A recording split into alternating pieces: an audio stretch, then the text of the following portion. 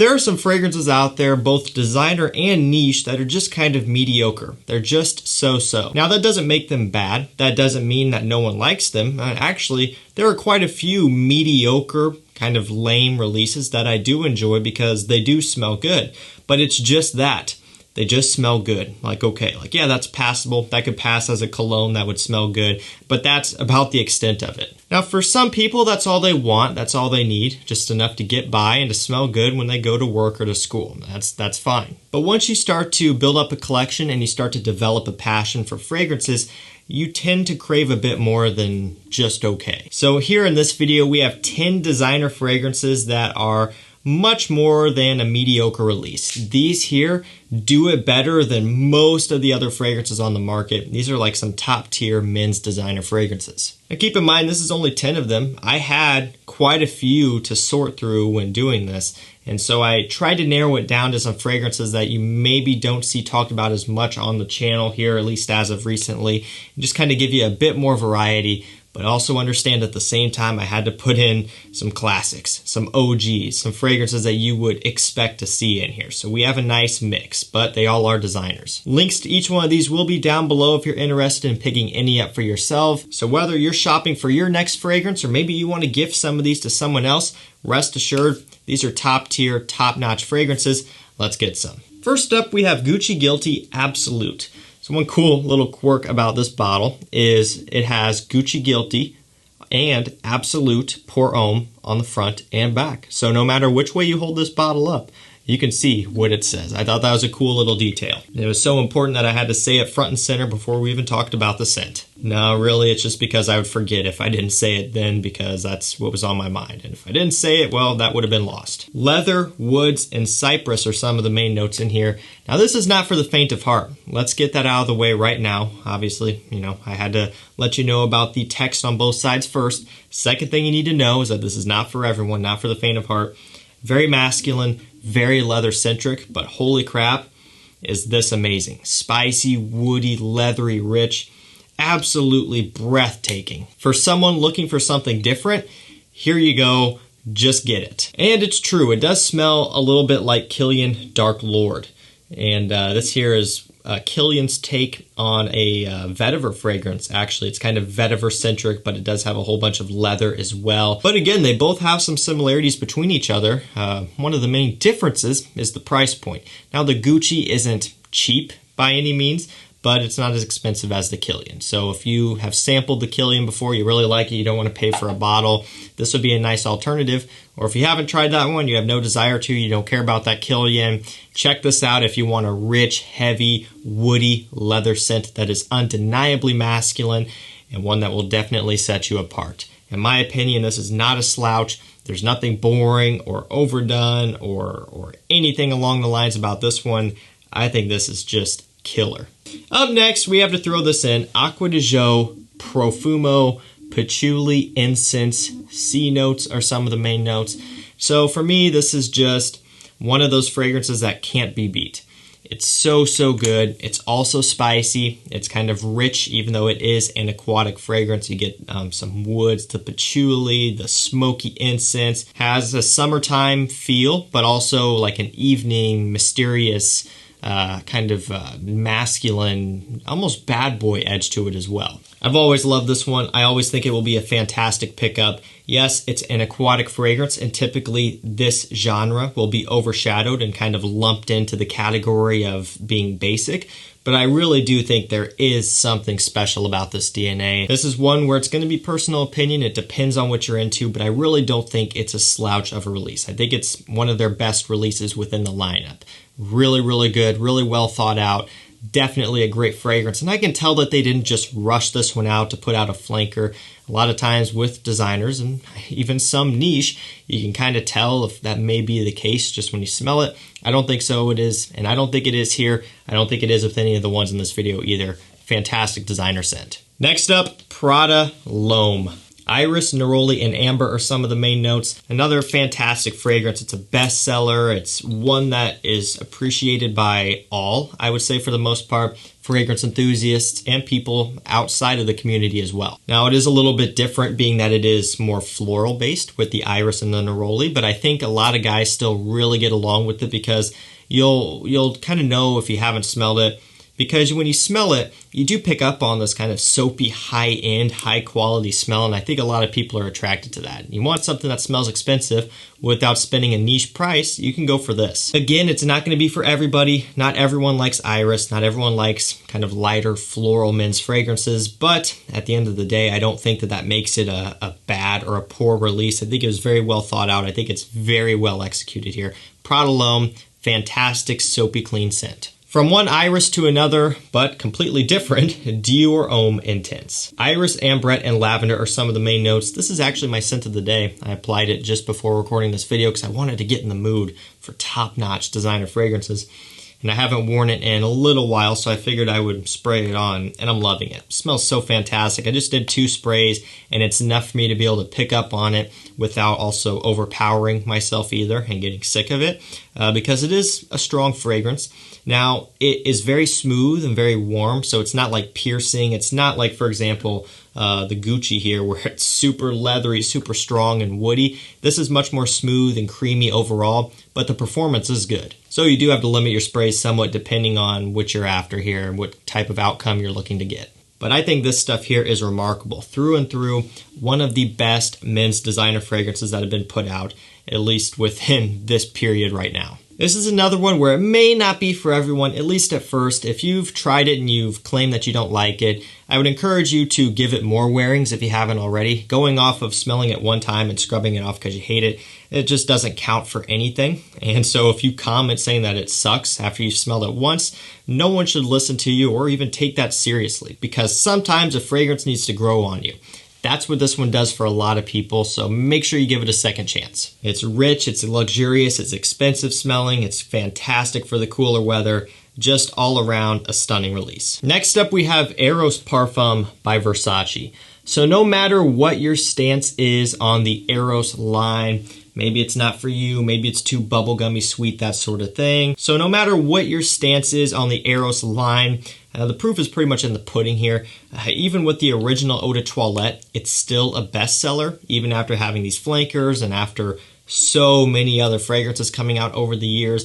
And ultimately, I think out of all of the flankers, the Parfum is by far the best, by a long shot. So this one has your typical Eros note breakdown, mint, apple, tonka bean. However, picture this. Picture Versace Eros, EDT, even Eau de Parfum, but with more of a richness, more of a smooth creaminess, more of a mature, refined, well put together type of smell with a little bit of a spiciness too. That's what Eros Parfum is. It is so, so good, so well done. It's not a flanker that was just rushed out, in my opinion, or if they did rush it out, they did a really good job of making the DNA even more refined because it smells very well put together. I mean, they're literally taking the Eros DNA, which did so well, and just improving upon it, making it more mature, making it more smooth, making it more kind of classy smelling in a way. I think it's really well done, and if I had to recommend you to buy any Eros, I would say the Parfum is one that should be at the top of your list for sure. Fantastic flanker, they did a great job. Next up, M7 Oud Absolu by Yves Saint Laurent. Orange, myrrh, and oud are some of the main notes, obviously. So don't be scared about the oud. I was initially until I smelled it, and then I was like, oh, that's nothing to be scared of because it's really well done. It's not a super strong oud. It's, you know, it's relatively prominent, but with the orange and the myrrh kind of giving off a creamy sweetness, it's balanced out really well. There's a patchouli in here giving it kind of a green, semi-chocolatey undertone to some small extent, just kind of adding some sweetness, that sort of thing. I love M7. This fragrance was love at first sniff for me. I was seeing it get talked about, and you can buy it in this type of bottle. Obviously, the original was discontinued back in the day. That was when Tom Ford was the creative director. They got rid of all of the fragrances that Tom Ford did, across basically all of the brands pretty much when he left those brands as the creative director. But they were like, oh, you know what, we kind of screwed up because M7 was one of our best fragrances, so let's re-release it in this bottle and have it smell, from what I understand, almost the same. Now, I'm sure there are differences. I just can't attest to that personally because I don't have any bottles of the old formulation, unfortunately. But I'm sure there's small differences, but I would say for the most part, the idea is going to stay the same here. A nice, wearable, designer-level oud. It's one of the best designer-level ouds out there, in my opinion. Very classy. One you could wear to an upscale, dressed-up event, suit and tie, that sort of thing. You're going to be one of the best-smelling people there, guaranteed. M7 is an awesome release. And this segues pretty good because speaking of Tom Ford, we have Ombre Leather. Leather, jasmine, and amber are some of the main notes. So I wanted to for sure put a Tom Ford in here. And really, when I was putting this video together, I was trying to be relatively strategic, and I tried to give all of the main designer brands a placement for the most part, and just kind of switch it up a little bit. And there was a few that I missed, but for the most part, that's kind of where it is. I wanted to change it up a little bit. So for Tom Ford, this came pretty easy. I didn't have to think about it too much. You know, I kind of knew right away I wanted it to be Ombre Leather because I think it is one of the best designer fragrances out there. It's now that it's in the signature line, it's even more obtainable for just everyone in general. You don't have to pay the private blend prices to get it, and that makes it just so much more valuable. Beau de Jour is also really good, but I don't think it's going to reach as many people due to it probably having a old school smell to a lot of you guys. It's a more barbershop style scent, and so a lot of people wouldn't like it as much as Ombre Leather. It's another leather fragrance in this video, but it's quite a bit different than the Gucci. The Gucci would actually be, in my opinion, harder to pull off than Ombre Leather. So if you're looking for a leather fragrance, but you know, a super safe leather fragrance, check this one out. Quality is untouchable, performance is great, just all around an amazing scent. You can also check out Ombre Leather Parfum. I really like that one as well, but you could go with either here. I figured I would go with this one just because it's a bit more affordable. Next up, we have Artisan Pure by John Varvatos. Clementine, lemon, orange, bergamot, and petitgrain are some of the main notes. Very bright, very fresh, very citrusy sounding. Obviously, a bit floral, very green, that sort of thing. It's an absolute stunner. It smells like being outdoors in the springtime. Spring, early summer. I mean, it would work great when it's super hot outside as well, but talking about the smell, you know, like when spring comes around and things just start coming back to life. The ground has been frozen for months at a time and all the leaves are dead. Everything's dead outside and cold and ugly, basically. Spring comes around, the birds start chirping, everything starts to come back to life. That's what this smells like, man. It smells bright, it smells fresh, it has kind of a happy smell about it. Like when I smell this, it puts me in a good mood. It makes me feel uplifted. There are some other fragrances that you may smell and they may be super strong and powerful and it may make you feel a bit different, but this one just has a bright, uplifting, just good energy type of smell. I love it. It's super easy to pull off. I think just about any guy out there, no matter the age, can wear this one and really enjoy it. All in all, one of the best from John Varvatos. The price has kind of stabilized a little bit. At one point it was super expensive and hard to get because of the hype and some other stuff, who knows, but now it's to the point where I think you can pick it up easier on most of the online shops, and so it makes it a great pickup. Now this time of year, winter time, you may be looking for something different, but you can grab a bottle, stash it away till spring and summer, or you could wear it throughout the winter. This kind of has almost a cooling smell, which would actually kind of mix good with the crisp cold air. So it depends on what you're after. Artisan Pure, just an absolutely impressively good designer release. Running down to the end here, another Yves Saint Laurent Y Parfum. I had to do it. I apologize. Sorry. Yeah, Y Parfum. It had to be in here because I really like it a lot. A lot. It's fantastic. I would apply this, but I already applied Dior Homme Intense, and I don't really feel like layering them. Might actually work pretty good, but we're not going to do that. I want to smell this by itself. Wow. Just when I think YSL Y Eau de Parfum couldn't get any better, they came out with this. Gorgeous. So good. Apple, sage, lavender, and aldehydes are some of the main notes. It's even more rich, even more smooth, and almost even more juicy and vibrant in the opening as well. So it opens up very fresh from the apple, bright, juicy, fruity. But the dry down is where it even gets better and gets a bit more smooth, more refined, kind of rich, a little bit creamy. It's like a true parfum flanker. It's a workhorse of a scent, one that can be worn anytime, anywhere. It's a great mass pleaser. It's one that everyone's going to like. This would make a great gift if you were okay with spending a bit of money, or it'd make a great gift for yourself as well if you wanted to treat yourself to a nice, versatile, compliment monster fragrance for the holidays. YSL Y Parfum is just the way to go, and I think it's top notch. There's going to be people who don't like that or the EDP or the DNA in general because it's kind of blue fragrance inspired. But I don't think it's a slouch of a release. I don't think it's a mediocre release by any means. I think YEDP and this Parfum both are separate from all of the other blue fragrances, and this Parfum especially I think is incredibly well done. Last up, we have Boss the Scent Private Accord. Ginger, coffee, cacao, and manica fruit are some of the main notes.